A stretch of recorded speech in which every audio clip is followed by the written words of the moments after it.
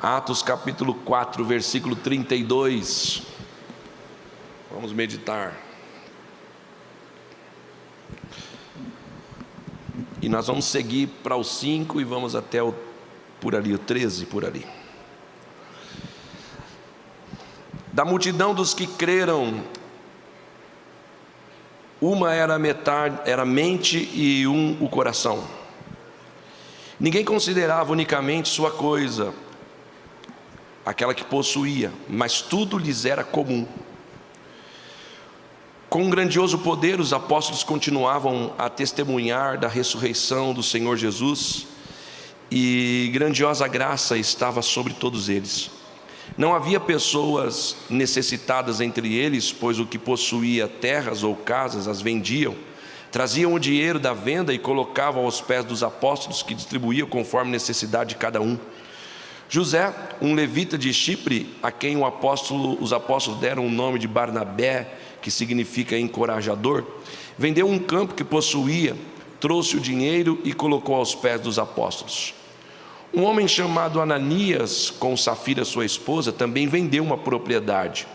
Com o conhecimento da mulher, ele reteve parte do dinheiro para si, mas levou o restante e depositou aos pés dos apóstolos. Então Pedro perguntou: Ananias, como Satanás encheu o seu coração para mentir ao Espírito Santo e guardar para você uma parte do dinheiro que recebeu pela sua propriedade? Ela não pertencia a você antes de ser vendida? E depois de vendida, o dinheiro não estava em seu poder? O que o levou a pensar em fazer tal coisa? Você não mentiu aos homens, mas a Deus. Ouvindo isso, Ananias caiu morto. Grande temor apoderou-se de todos os que ouviam o que tinha acontecido. Então os moços vieram, envolveram o seu corpo e levaram-no para fora e o sepultaram. Cerca de 3 horas depois entrou a esposa sem saber o que havia acontecido. Pedro lhe perguntou: diga-me, foi este o preço que vocês conseguiram pela propriedade? Ela respondeu: sim, foi esse mesmo. Pedro lhe disse: por que vocês entraram em acordo para tentar o Espírito do Senhor? Veja, estão à porta os pés dos que sepultaram o seu marido, e eles a levarão também. Naquele mesmo instante caiu morta aos pés dele. Então os moços entraram e encontraram a morta, levaram-na e sepultaram ao lado do marido. Grande temor se apoderou-se de toda a igreja e todos os que ouviam falar desses acontecimentos. Os apóstolos realizavam muitos sinais e maravilhas no meio do povo. Todos os que creram costumavam reunir-se no pórtico de Salomão. Dos demais, ninguém ousava juntar-se a eles, embora o povo tivesse em alto conceito. Eu digo amém. Pai, em nome de Jesus eu oro agora e clamo a Ti por misericórdia. Farei uso da Sua santa e poderosa palavra.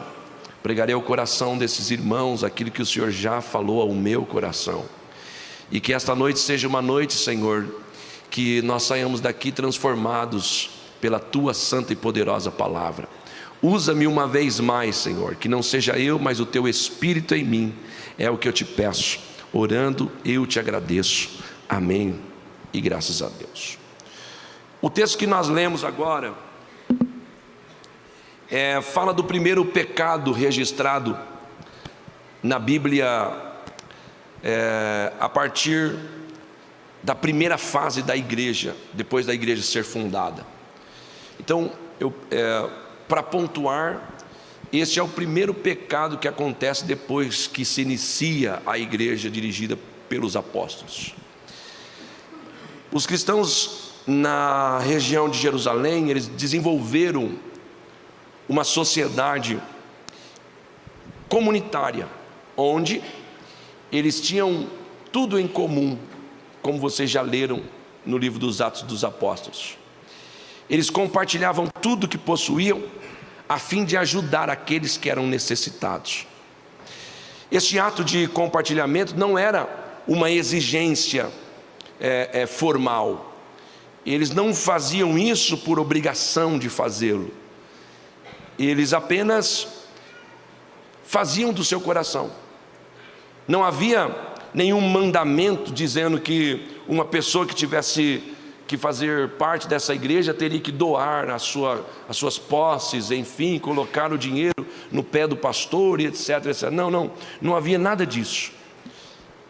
Eles faziam isso porque, como cristão, eles viam uma forma favorável, uma forma sincera de abençoar aqueles que eram menos favorecidos. E eles faziam isso de forma inquestionável. Então, era o próprio Deus colocou este amor no coração desses irmãos, e eles se reuniam, diziam assim: eu tenho 2 casas ou 3 casas, vou vender 2 delas, vou ficar com uma para mim, e vou colocar o dinheiro todo aí na igreja, e o apóstolo sabe o que fazer, sabe para quem dar. Então, não tinha pessoas necessitadas, vocês leram comigo. Não existiam pessoas necessitadas, porque todas eram assistidas. Então, quem tinha mais, abençoava quem tinha menos. E assim, todos caminhavam bem. E o nome do Senhor era glorificado. Então nós começamos essa leitura, nos últimos versículos do capítulo 4, porque ali encontramos um homem piedoso que havia vendido a sua propriedade. O nome desse cara era Barnabé. Então, ele vendeu e repartiu o valor todo. Ele vendeu a propriedade, colocou o valor todo lá para os apóstolos, para que eles pudessem atuar na necessidade daquela comunidade. Quem está comigo? A igreja de Jerusalém, então, voluntariamente escolheu esta forma comunitária de viver. Então, dessa forma, o que tinha muito, ele ajudava, como disse, o que tinha pouco. Então, acontece que essa forma de piedade, por incrível que possa parecer, ela gerou em uma pessoa um sentimento ruim. Então, o fato deste homem Barnabé ter um coração voluntário, um coração abençoador, gerou em outro homem um sentimento esquisito. E esse outro homem estava acompanhando a igreja. Mas quando ele viu o Barnabé fazer isso, gerou nele o que nós conhecemos como inveja. Gerou o quê? Inveja. A minha pergunta é: como é que alguém pode ter inveja de outro que vendeu tudo que tinha para repartir com o próximo? Isso seria inveja ou seria inspiração? Pensa vocês. Então, digamos que você conheça alguém aqui na igreja que vendeu a propriedade, chegou aqui e disse: pastor, está aqui X mil, e esse X mil aí é para o senhor dividir. O senhor sabe da necessidade de algumas famílias, então o senhor vai dividir para eles. Aí o outro vê e fica com inveja disso, ou fica com inspiração? Ok. Na verdade, este homem é o Ananias, que nós lemos no capítulo 5. Ele teve inveja, porque se fosse uma inspiração que ele estivesse tendo sobre o que o Barnabé fez, ele faria igual o Barnabé fez. Mas a Bíblia diz que ele não fez igual o Barnabé. A Bíblia diz que ele fez metade, ou um valor, vamos colocar aqui, simbólico daquilo que ele havia vendido. Ou seja, ele queria o reconhecimento que Barnabé teve, sem fazer o que Barnabé havia feito. Ele queria ser reconhecido na igreja e pela igreja e os apóstolos, conforme o Barnabé foi reconhecido, sem fazer o que o Barnabé fez. Então ele não foi inspirado, então ele foi invejoso. É que quem é esse Barnabé, pastor? Eu vou rapidinho resumir quem é o Barnabé. Ele era um enviado pelos apóstolos para conferir a fidelidade da igreja. Ele dava uma volta por ali para saber como é que estão as igrejas e tal, e era um enviado, por exemplo, do pastor presidente. Então ele lá rodava as congregações e via como é que estava e trazia informações, está assim, está assado, precisa disso, precisa assado. Então, nesse contexto do Atos dos Apóstolos capítulo 11 por ali, nós vemos Barnabé, ele assume uma igreja também, lá em Antioquia, que era a segunda igreja, diga-se de passagem. Então, e depois ele busca Paulo, ele mesmo busca Paulo, para ficar ali junto com ele, trabalhando por mais ou menos um ano. Estou dando um resumo de quem é esse Barnabé. Então, no período, os discípulos foram pela primeira vez. Nesse período, os discípulos foram chamados de cristãos pela primeira vez. Agora, Barnabé faz também com que João Marcos, o que ele havia feito com o Paulo, ele se junta, cuida de João Marcos. Inclusive ele tem uma discussão com Paulo por conta desse João Marcos. Inclusive ele se separa de Paulo por causa desse João Marcos. E Paulo vai pregar para um lugar, ele vai pregar para outro, mas ele leva o João com ele. Depois, lá na frente, quando o Paulo está terminando o ministério, ele testemunha sobre Barnabé, ele dá um bom testemunho sobre este homem. Ou seja, no fritar dos ovos, Barnabé é um dos grandes homens que Deus levantou na igreja dos Atos dos Apóstolos. Ele é um grande homem que o Senhor levantou e usou no início desta igreja, da nossa igreja, da igreja onde nós nos reunimos e professamos a fé em Cristo. Esse cara então é um cara, é uma ferramenta, ou foi uma ferramenta para que a igreja chegasse onde chegou. Até aqui você entendeu? Voltamos então para Ananias. Ananias viu esta doação de Barnabé, como eu disse, e viu como ele foi honrado, como foi feito, e gostaria da mesma honra, mas ele não estava disposto a fazer a mesma doação. Eu pedi que colocassem esse tema para vocês: identidade assumida. Nós estamos falando sobre identidade nestas quartas-feiras. É um tema pela qual alguns não estão conseguindo. Por que o Senhor nos deu esse tema? Porque alguns dentre nós, e nessa sociedade onde vivemos, não estão conseguindo assumir a sua própria identidade. Por quê, pastor? Porque nem sabe qual é. Outros até sabem, mas não querem assumir, porque se assumir a verdadeira identidade, pode ter prejuízo. Agora, o tema hoje te chama a assumir a tua verdadeira identidade. E você, por favor, repita comigo esse primeiro pensamento: assuma quem você é, para viver tudo o que Deus quer.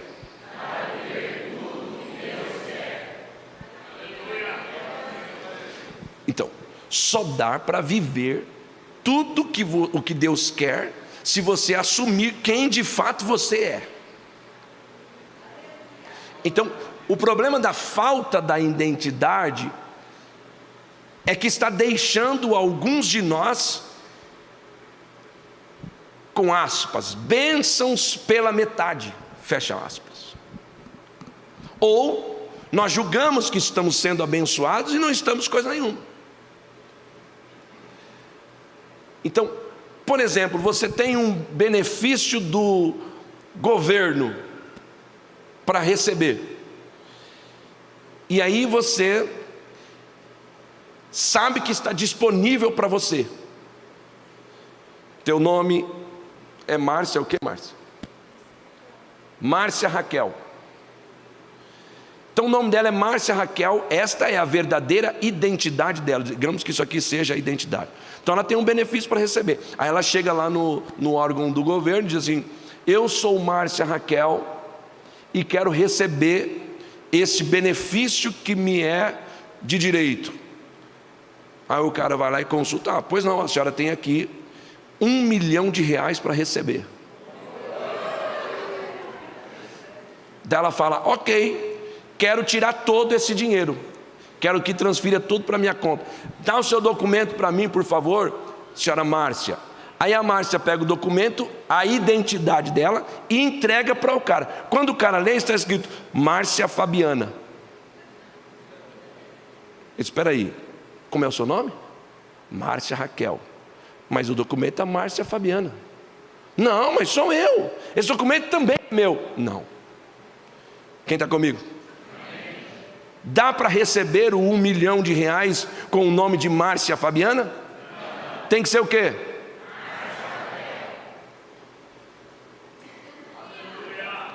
Então a identidade precisa ser assumida. Nós já aprendemos um pouco sobre então o Barnabé. E no capítulo 4 nós vimos que ele havia então vendido a sua propriedade.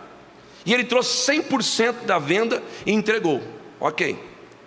Obviamente que esta atitude que ele fez repercutiu toda a igreja. Todo mundo fica sabendo o que aconteceu. E esse homem então é ovacionado. Então Ananias viu e ele fala: eu quero fazer. Aí entra a síndrome do Ananias. E esta síndrome está baseada nesse sentimento. A pessoa quer ter o reconhecimento, mas não quer entregar tudo para que ela seja reconhecida.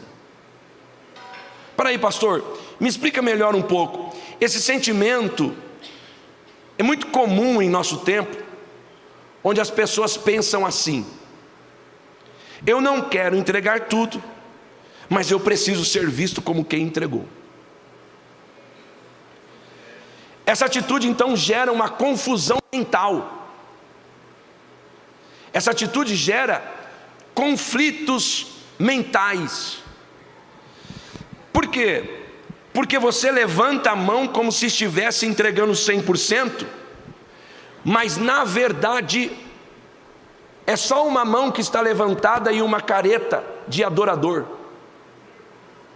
Mas o teu coração de fato não está entregando o que esta mão está dizendo que você está entregando.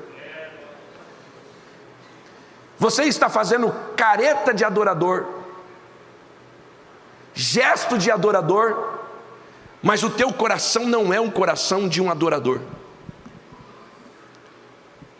Pastor, como que é careta de adorador?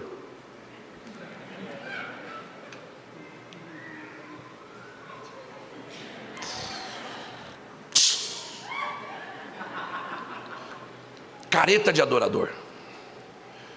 Como que é jeito de adorador, pastor?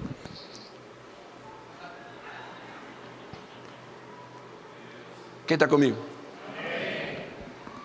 E alguns que têm o gesto e careta de adorador, eles marginalizam o que não faz. O que não faz careta de adorador. Mas o que às vezes não faz, não é a regra geral. Quem está comigo? O que às vezes, aquele que às vezes não faz, ele está adorando. Por exemplo, você adora assim lá no teu quarto? Vem comigo, irmão. Bate uma guitarra aí nervosa, filho. Eita, até você bater a guitarra. Bate o violão nervoso aí. Eita, já falei. Bate uma guitarra suave aí no negócio. Uau. Não, essa é pesada. Uma nervosa, uma leve. Uau.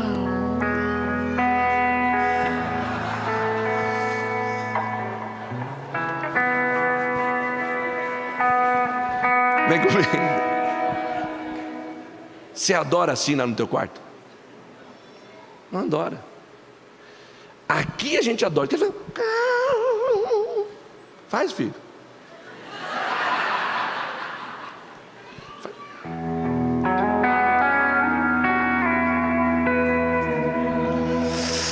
Eu sinto. Como eu sinto. Agora para tudo. Oh Deus, eu sei que o Senhor está aqui comigo.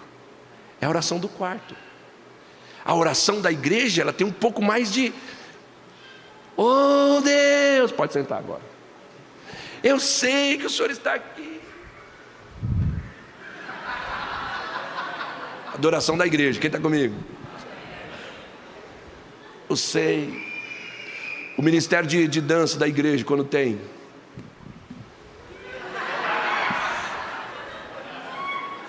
Eu sei, Senhor.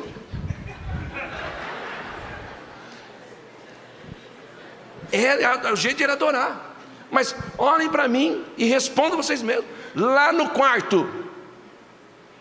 Ó, Senhor, abençoe minha vida. Às vezes a menina está orando que eu falo, meu Deus, essa mulher deve estar bêbada. Porque só dá para ouvir aqui, ó. É verdade, irmão. Eu dou uma olhadinha assim e falo, meu Jesus. Mas aqui não. Oh, Senhor. Então aqui a gente confunde muito, gente. Desliga o celular. Desliga, que eu sei que você quer fazer figurinha. Põe lá. A gente Heloísa, eu vou te meter a disciplina. A gente confunde muito o ambiente, porque a música leva, porque a luz leva. Então aqui eu não estou dizendo que está errado a Miriane fazer a careta que ela faz aqui, e não fazer lá, não está errado não, é que aqui a gente entra no clima. Eu também faço a minha careta aqui, e ela também está me vendo falar, como quem, se eu orasse assim em casa, como se eu orasse assim em casa, levantando a mão, gritando, fazendo tal, orando em línguas estranhas alto, batendo o pé. Não, ela sabe que não, ela não vê eu pulando, meus pulinhos que eu dou aqui, ela não vê eu pulando em casa. Aqui o ambiente nos confundem, porque aqui parece que todo mundo é. Então o que eu estou dizendo é que essa atitude gera uma confusão. Essa atitude deixa alguns irmãos em conflitos, porque ele parece que está entregando, mas não está entregando.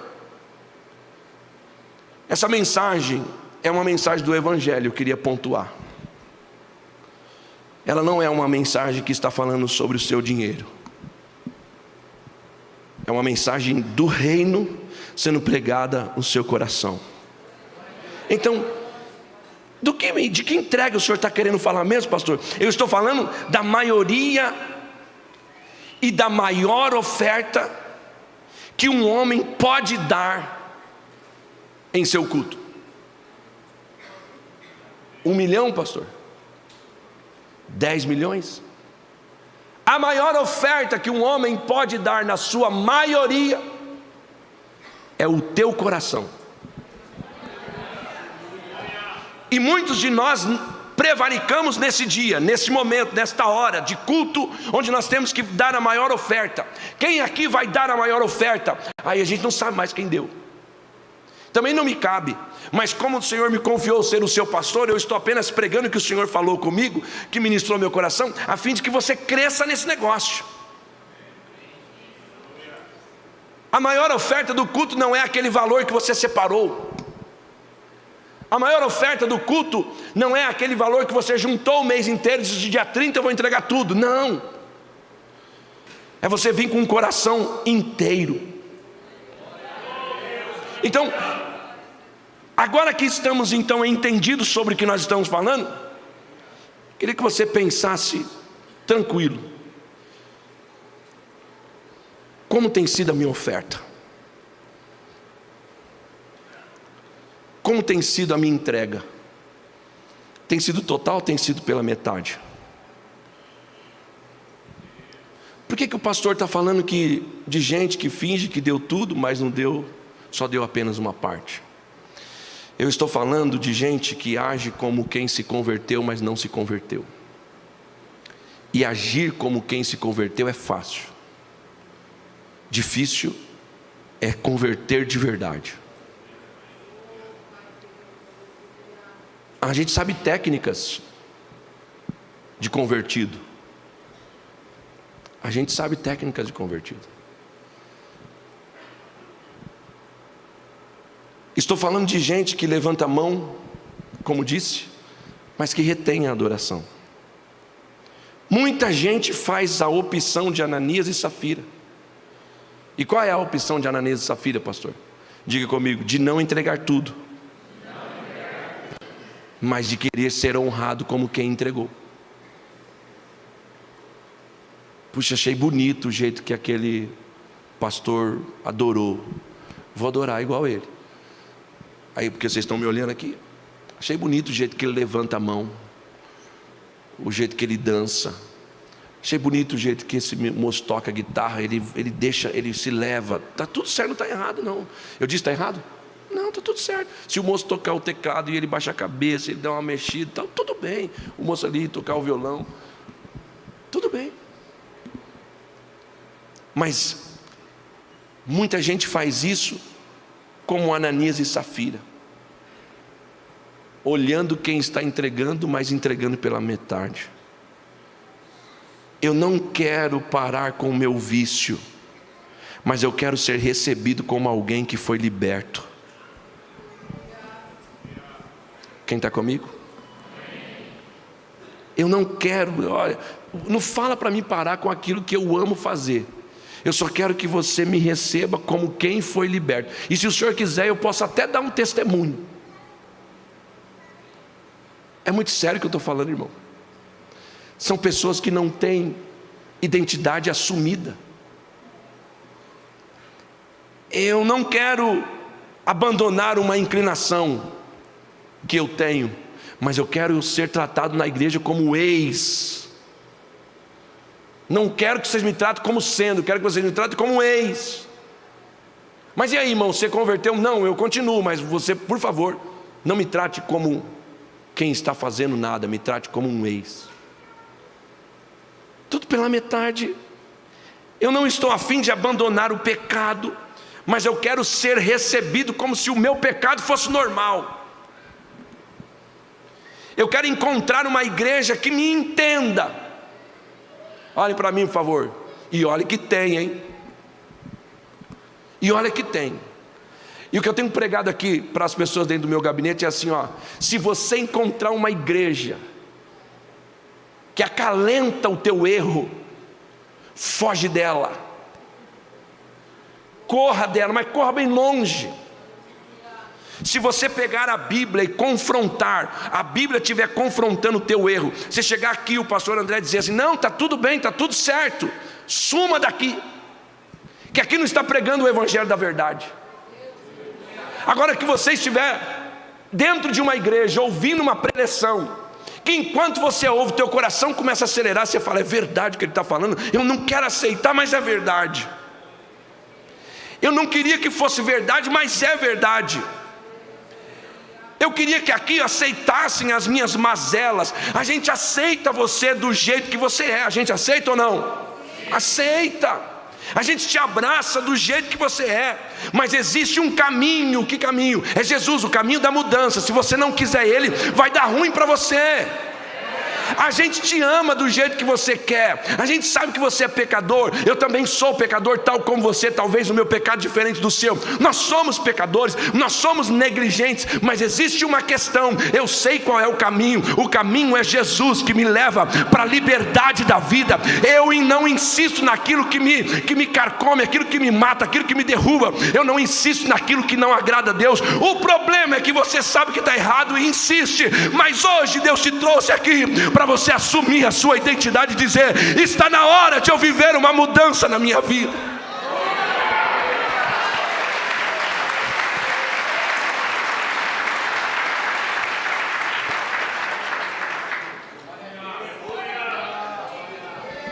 Aleluia. Eu quero achar um lugar que as pessoas achem normal o que eu faço, e alguém olhe para mim e diga: tadinho, pastor, tadinho, filho, é assim mesmo, a vida é assim. As pessoas não te entendem, né? Aqui você vai ser entendido. Não, as pessoas te entendem. Só que o Jesus que a gente prega te ama tanto. Escute bem o que eu vou falar. Alce bem no teu ouvido. Ele te ama tanto que ele não aceita a sujeira que você está. Quem entendeu, irmão? Aí você queria que fosse o contrário, né? Ele te ama tanto que ele te aceita na sujeira que você está. Não, ele te ama tanto. Que pai quer um filho sujo, fedido, irmão? Você pode até pegar um filho sujo e fedido. Pega ou não pega? Pega. Vai lá, pega o menino, se sujou o dia inteiro, está lá com aquele caldinho preto descendo no pescoço. O menino está lá cheirando o dia de CC o dia inteiro, pé preto, sujo. O menino está lá, você vai lá, se tiver que pegar no colo, você pega no colo. Mas o que você faz?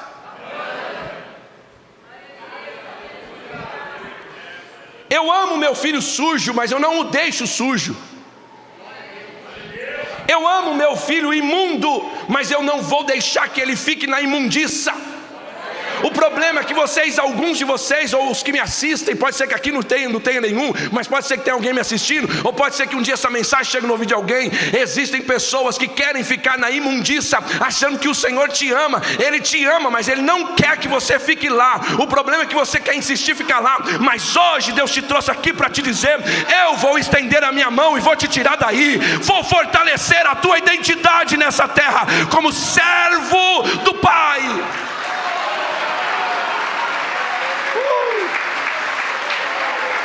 Aleluia! Aleluia! Aleluia!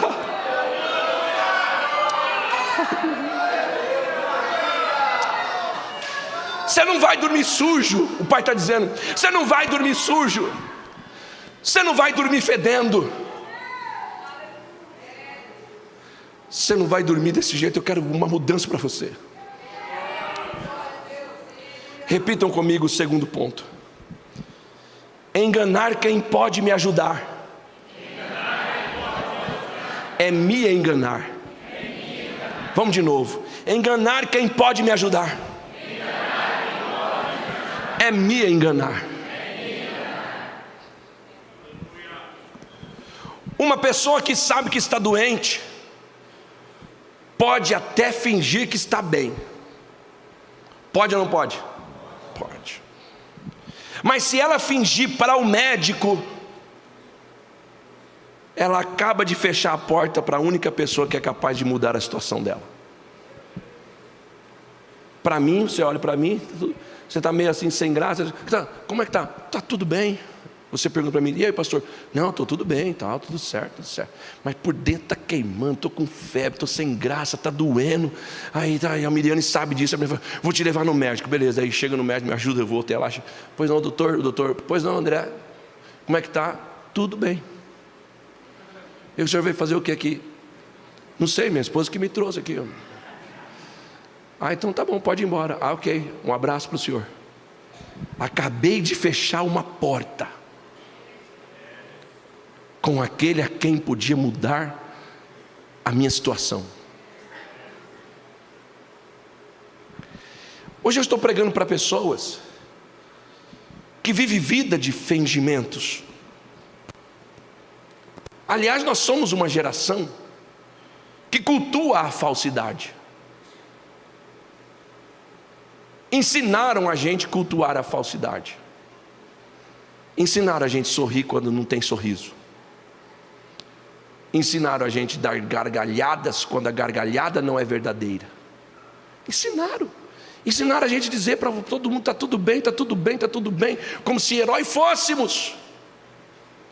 Como se herói você fosse, como se você fosse homem ou mulher de ferro. Ensinaram a gente assim.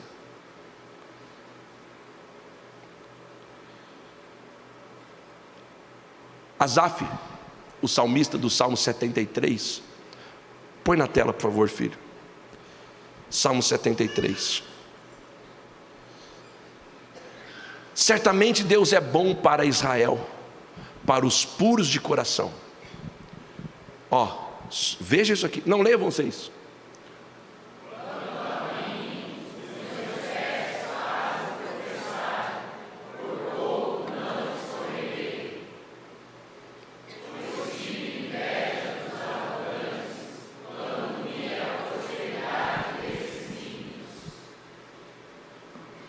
Quando se cultua a falsidade, se levanta um cara aqui chamado Asaf, que é o salmista. Esse cara aqui, ele era um levita. Ele era o principal do louvor da igreja. Então não tinha culto, não fazia culto se ele não estivesse ali. Ele era o cara escolhido para isso, vocês sabem da história. como foi instituído Israel. Então esse cara era levita, então para um culto ser completo tinha que ter o levita, e ele tinha que ser o cara da adoração. Só que se ele não tivesse, então não ia ter culto. Mesmo assim ele assume, dizendo assim, eu sou o levita, mas eu quase me desviei porque eu tive inveja. Inveja de quem? De quem está prosperando. Mas não é o cara que está prosperando por vias honestas, é o arrogante, é o ímpio. Então eu sou um cara justo, eu estou olhando para o ímpio prosperando, então eu fiquei com inveja. Agora, irmão, não é bonito sentir inveja, né? Não é bonito. Mas é linda a atitude de um homem quando ele consegue atingir o nível que entende ser correto, e aí ele abre o jogo. Quantas pessoas sofrem entre nós com inveja, hoje aqui e aí em casa? Quantas pessoas entre nós sofrem com ciúmes? Pessoas iradas, alguns entraram nessa reunião iradas. Quantas pessoas têm raivas, falta de perdão, falta de humildade? Quantos em tantas reuniões levantam suas mãos e cantam, mas estão destruídos moralmente e espiritualmente? Quantos? Não dá para contar, irmão. Quantas pessoas estão cheirosas agora, mas para o Senhor estão fedendo? Quantas estão lindas agora, mas para o Pai estão horríveis? Então, neste ponto, falamos que você não pode mentir para o único que pode te ajudar. Põe o versículo 4 lá, filho, do capítulo 5. O único que pode te ajudar. Capítulo 5 do Atos. Olha o versículo 4. Volta aí o 3. Pedro faz uma pergunta. Então Pedro perguntou: Ananias, como Satanás encheu o seu coração para mentir ao Espírito Santo e guardar para você uma parte do dinheiro que recebeu pela propriedade? Vai. Ela não pertencia a você antes de ser vendida? E depois de ser vendido, o dinheiro não estava em seu poder? O que levou a pensar em fazer tal coisa? Você não mentiu aos homens. Leia comigo essa última parte, diga assim: você não mentiu aos homens. Mentiu para quem? Deus.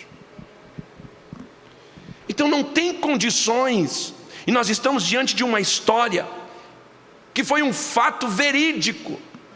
Isso aconteceu, não foi uma parábola. Alguém que decide então não ser franco.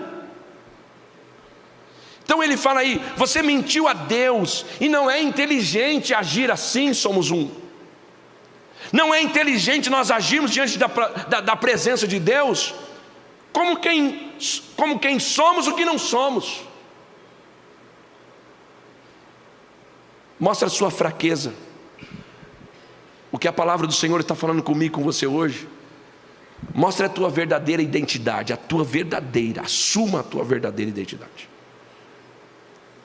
Faça como fez Davi. Coloca aí, 2 Samuel 21:15. 2 Samuel 21:15. Houve outra batalha entre os filisteus e Israel. Davi e seus soldados foram lutar contra os filisteus. Leia vocês.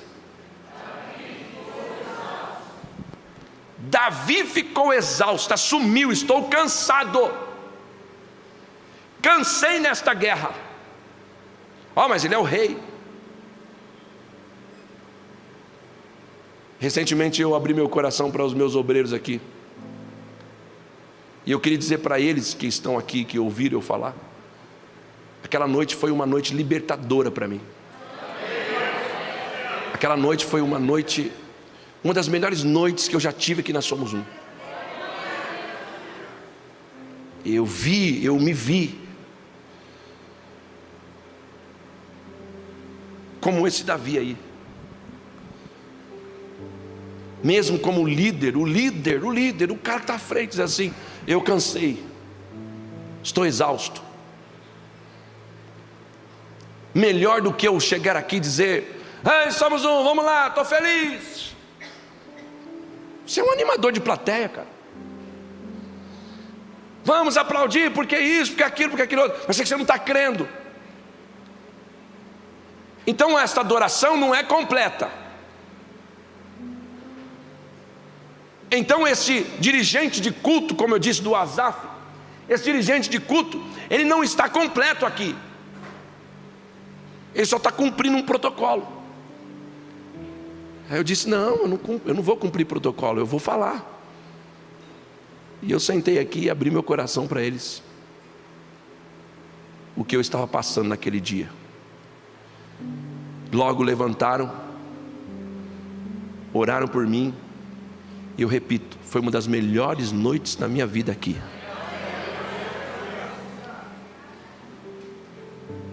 Quando você reconhece,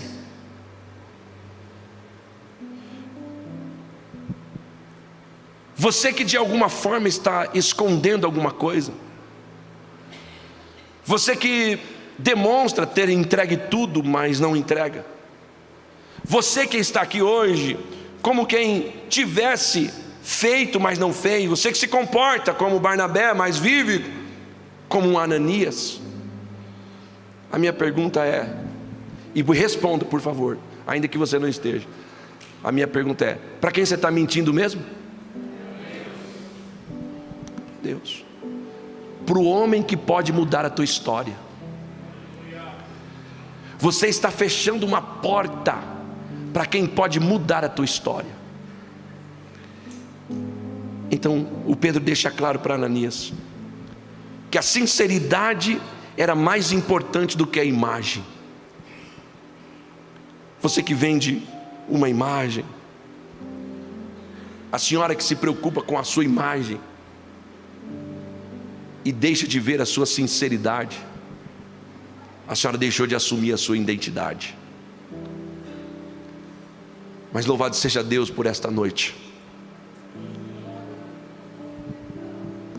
Se você não conseguiu entregar tudo, então calma. Até aí nós não temos um problema. Você pode receber ajuda, você pode receber a oração, conselho, discipulado e o que mais você necessitar. Mas quando você finge ser uma coisa que você não é, você está fechando uma porta para a atuação do Espírito Santo na tua vida. Então hoje Deus te trouxe aqui para te revelar esta palavra. Assuma que você é o Ananias e que está com dificuldade de entregar tudo. E não queira a identidade de Barnabé, porque se você trocar, vai dar tudo errado. Você recebe o que o Senhor está falando contigo?